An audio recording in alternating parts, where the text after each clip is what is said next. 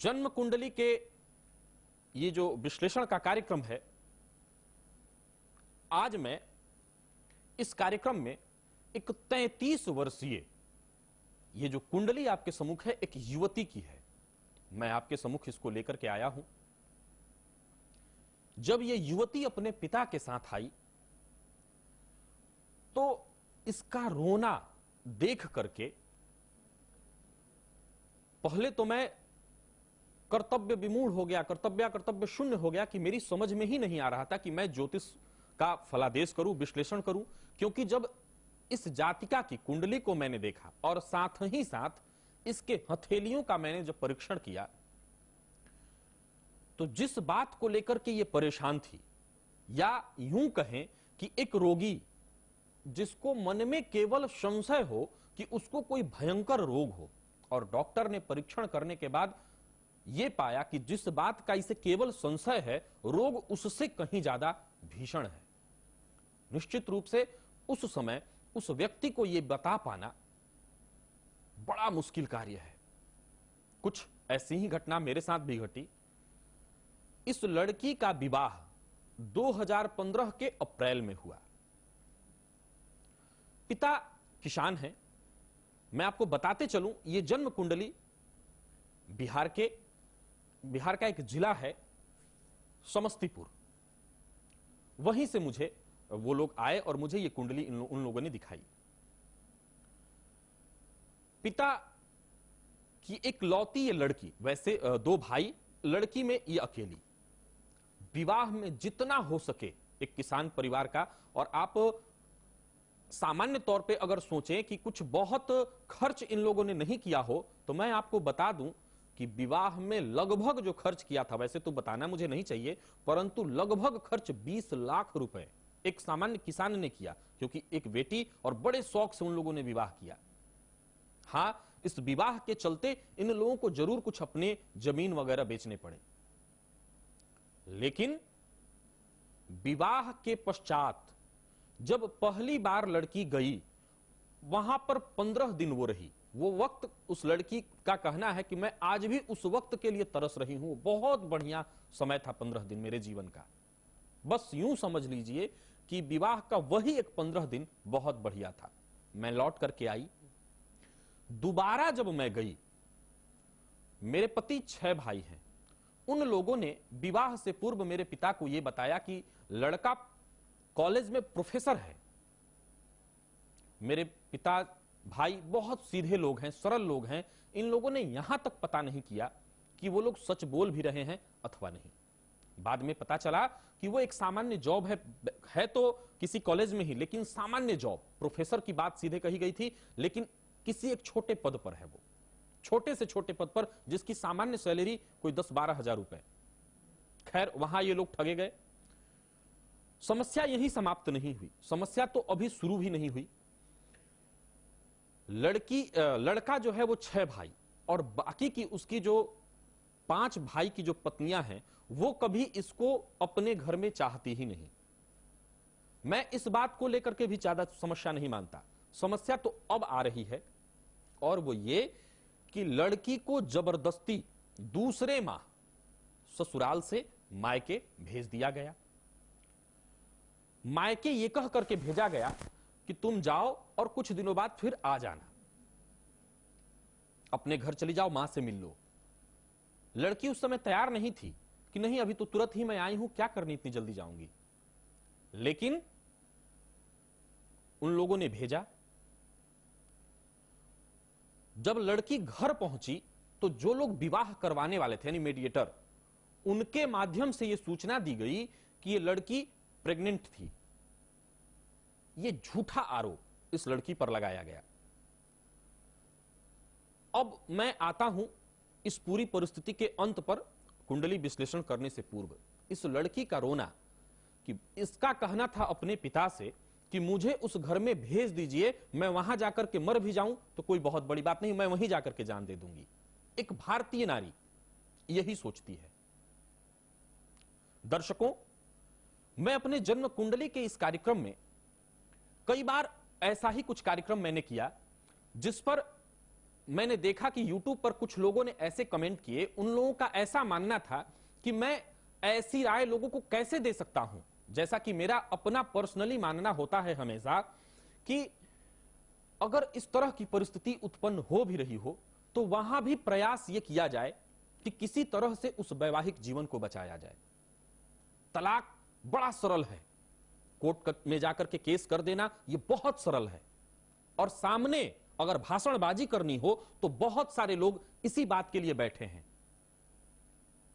तो कुछ ऐसी महिलाएं जिन्होंने यह कमेंट किया कि अगर आपकी बच्ची होती तो क्या ये आप उसको ये सलाह देते, मैं कहता हूं कि मैं बिल्कुल ऐसी सलाह देता, इसमें कोई बुराई नहीं है। अगर उसका वैवाहिक जीवन टूट जाए इसमें क्या सफलता है?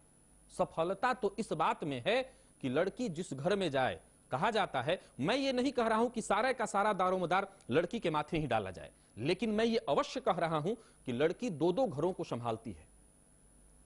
नारी की तुलना पृथ्वी से इसीलिए की गई है कि पृथ्वी जितनी सहनशील है उतनी ही नारी।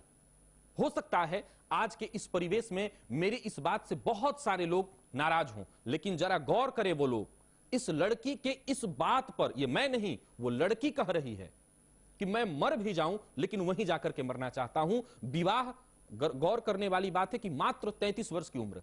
हां, विवाह थोड़ा विलंब हुआ इस लड़की का, लेकिन एक किसान परिवार। अब पिता की बात जरा सुनिए। पिता का यह कहना है कि मैं क्या करूं। मैंने कहा कि आप हो सके तो अपना जो पैसा आपने इतना खर्च किया है वो सब ले लीजिए, केस कीजिए। पिता ने कहा कि हम बड़े सीधे साधे सरल लोग हैं, अगर मैं ऐसा कुछ करता हूं तो मेरी बहुत जगह हसाई होगी। जरा गौर करें वो लोग जो भारत से बाहर या भारत में भी शहरों में बैठ करके बहुत बड़े बड़े कमेंट करते हैं, उनके इस कमेंट से जिंदगी नहीं चलती है। खैर, आइए हम जन्म कुंडली का अध्ययन करते हैं, क्योंकि मैं जिस जगह पर बैठा होता हूं वहां मुझे दोनों ही परिस्थितियों पर, हर किसी की परिस्थितियों पर गौर करना होता है।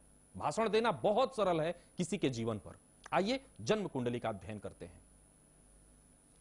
यह मिथुन लग्न की जन्म कुंडली है। चूंकि इस कुंडली में बाकी किसी चीज का विचार नहीं करना, सिर्फ यह देखना है, जैसा कि मैंने कार्यक्रम की शुरुआत में ही कहा था कि परिस्थितियों पर गौर करने के बाद और लड़की के हाथ का निरीक्षण करने के बाद मैंने यह पाया कि यह विवाह टूट जाएगा, इस विवाह को नहीं बचाया जा सकता। फिर भी आइए जन्म कुंडली में भी इन चीजों को हम लोग तलाश लेते हैं। यह मिथुन लग्न की कुंडली है। लग्नेश देखिए, जहां पर इस कुंडली में 7 नंबर लिखा है, कुंडली का पंचम स्थान, वहीं पर शनि, बुध, सूर्य, शुक्र और गुरु 5-5 ग्रह बैठे हैं, यानी कि लग्नेश पंचम स्थान में। मूल रूप से हम लोग सीधे चले आते हैं सप्तम स्थान पर। सप्तम स्थान जहां पर इस कुंडली में 9 नंबर लिखा है, देखिए केतु और मंगल की युति, इसको कहते हैं अंगारक योग। राहु की 7वीं पूर्ण दृष्टि सप्तम स्थान पर, और सप्तमेश बृहस्पति कहां पर बैठे हैं?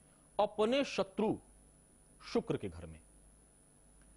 जहां पर 7 नंबर लिखा है वहीं पर सप्तमेश बैठे हुए हैं। जातिका सप्तम स्थान में मंगल होने से जन्म लग्न से मांगलिक होती है। अब यह किसान परिवार, इन लोगों ने कुंडली मिलाई, आप समझ सकते हैं ऐसी कोई स्थिति बनी ही नहीं थी उस घर पे। तो जातिका का मांगलिक होना पहला कारण। दूसरा, सप्तम स्थान में मंगल हो और उस पर शनि की दृष्टि हो। तो देखिए, पंचमस्थ शनि की तीसरी पूर्ण दृष्टि सप्तम स्थान पर पड़ रही है, तो जातक के 2 विवाह के प्रबलतम ये योग बना देता है। दूसरा, अब इस जातिका की कुंडली में चंद्रमा पर एक नजर डाल लीजिए, जहां पर इस कुंडली में 5 नंबर लिखा है। 5 नंबर यानी सिंह राशि में चंद्रमा होने से यह जातिका सिंह राशि की हो गई, और वर्तमान इसका जो विवाह हुआ वो शनि की ढैया में, और यह विवाह अपने अंतिम चरण में पहुंच चुका है। शनि की ढैया अभी भी जारी है। शनि की तीसरी पूर्ण दृष्टि सप्तम स्थान पर, शनि ने अपना काम किया। अब कुटुंब भाव का मालिक जब किसी का विवाह होता है तो क्या होता है? कुटुंब की वृद्धि। कुटुंब भाव यानी द्वितीय भाव का मालिक चंद्रमा, वो शनि की ढैया तो चल ही रही है, केमद्रुम योग से ग्रसित है। देखिए, उसके दोनों तरफ 4 नंबर भी खाली और 6 नंबर भी खाली। साथ ही साथ द्वितीय भाव पर अंगारक योग लगाकर के बैठे मंगल की दृष्टि, मंगल की 8वीं दृष्टि, और साथ ही साथ केतु की 9वीं दृष्टि चंद्रमा पर, यानी जो कुटुंब भाव का मालिक है उस चंद्रमा पर केतु की दृष्टि ने इस जातिका का दाम्पत्य जीवन और उसके बाद बढ़ने वाला जो कुटुंब का सुख है उसको पूरी तरह से विराम उसको लगा दिया। अब करना क्या चाहिए, क्योंकि पिता की जो परिस्थिति मैंने आपके सम्मुख रखी, पूरे कुंडली का मूल विश्लेषण वही था कि पिता की इतनी भी स्थिति नहीं है और एक सामान्य ग्रामीण परिवेश में रह रहे लोगों की लगभग यही स्थिति है। उनके पास पैसे तो हैं पर इतनी क्षमता नहीं है, वो समाज से डरते हैं और ये इतना आसान नहीं है कि समाज के बंधनों को तोड़ के वो एकाएक बाहर निकल आए, उसमें भी वक्त लगेगा। भारत गांवों का देश कहा जाता है और यहां पूरी की पूरी जिंदगी जो गांवों में बसती है वो इतना मुखर अभी नहीं हो पाई है। मेरे आंखों के सामने अभी भी उस लड़की का रुदन भरा चेहरा सामने बार बार आ रहा है और मैं महसूस कर रहा हूं कि उसका यह कथन कितना हृदय को विदीर्ण करने वाला है कि मैं पिता से बार बार कह रही हूं कि मुझे वहां पर ले जाकर के छोड़ दें, वो लोग मुझे मार भी देंगे तो मैं तैयार हूं मरने के लिए। गौर करिए, इस पर भाषण देना आसान है लेकिन उस परिस्थिति को जो झेल रहा है, जो इस परिस्थिति से दो चार हो रहा है, उसके लिए कितना कठिन होगा। फिर भी एक ज्योतिष होने के नाते, जैसा कि पिता के पास कोई ऐसी स्थिति ही नहीं है, वो इस बात को अपने दिमाग में ही नहीं रखे हैं कि मैं केस वगैरह करूंगा या इस तरह की परिस्थिति में करूंगा। उनका कहना है कि चलिए जो भाग्य में है, जो इस लड़की के भाग्य में है वैसा ही होगा। खैर, मैं एक ज्योतिष होने के नाते जो ज्योतिषीय उपाय हो सकता है उसके बारे में अवश्य चर्चा करूंगा। अभी विवाह पूरी तरह से टूटा नहीं हुआ है। हो सकता है जिन लोगों ने विवाह कराया वो लोग जाएं, बातचीत करें, दबाव डालें। जैसे समाज का डर आपको है वैसे ही समाज का डर कहीं ना कहीं से उन लोगों को भी होगा। वो लाख बुरे लोग हों लेकिन समाज से सभी डरते हैं, अतः सब लोग मिलजुल करके जाकर के पहले तो दबाव डालें। जातिका दाम्पत्य सुख के लिए, वैवाहिक जीवन को ठीक करने के लिए प्रयास तो यही पहले हो कि दाम्पत्य जीवन को ठीक कर लिया जाए, अन्यथा जो विधि के विधान में लिखा हुआ होगा वो तो होगा ही। तो जातिका दाम्पत्य सुखवर्धक ललिता यंत्र की साधना करे, पति को वशीकृत करने का जो मंत्र होता है उसका खुद से जप करे, साथ ही साथ शनि की ढैया चल रही है, हनुमान जी की आराधना करे, भगवान शिव और पार्वती की आराधना करे, प्रदोष व्रत करे, ताकि दाम्पत्य जीवन अगर बच सके। अगर मान लीजिए दाम्पत्य जीवन नहीं बचता तो ये दोष इसके आगे आने वाले जीवन में भी रहने वाला है, तो उसको भी ठीक करने के लिए, दाम्पत्य सुख को ठीक करने के लिए प्रदोष व्रत करे। तो ये जो चंद छोटे छोटे उपाय हैं, मैं 100 बातों की एक बात कहूंगा कि अगर विधाता ने किसी के जीवन में किसी के माथे पर दुख लिखा है तो ऐसा कतई नहीं कि केवल दुख ही दुख उसके लिए लिखा है, कहीं ना कहीं उसके भाग्य में सुख भी है। अगर अंधेरा दिया है तो उजाला भी है, बस जरूरत है धैर्य से उस उजाले का इंतजार करें, या फिर अगर आप पुरुषार्थी हैं तो प्रयास करके उस उजाले को जल्द से जल्द प्राप्त कर लें। तो यह थी एक 33 वर्षीय युवती की जन्म कुंडली जिसका मैंने आपके सम्मुख अध्ययन किया। पुनः आपके सम्मुख एक ऐसी ही जन्म कुंडली के साथ मैं हाजिर होऊंगा, तब तक मुझे इजाजत दीजिए। नमस्कार।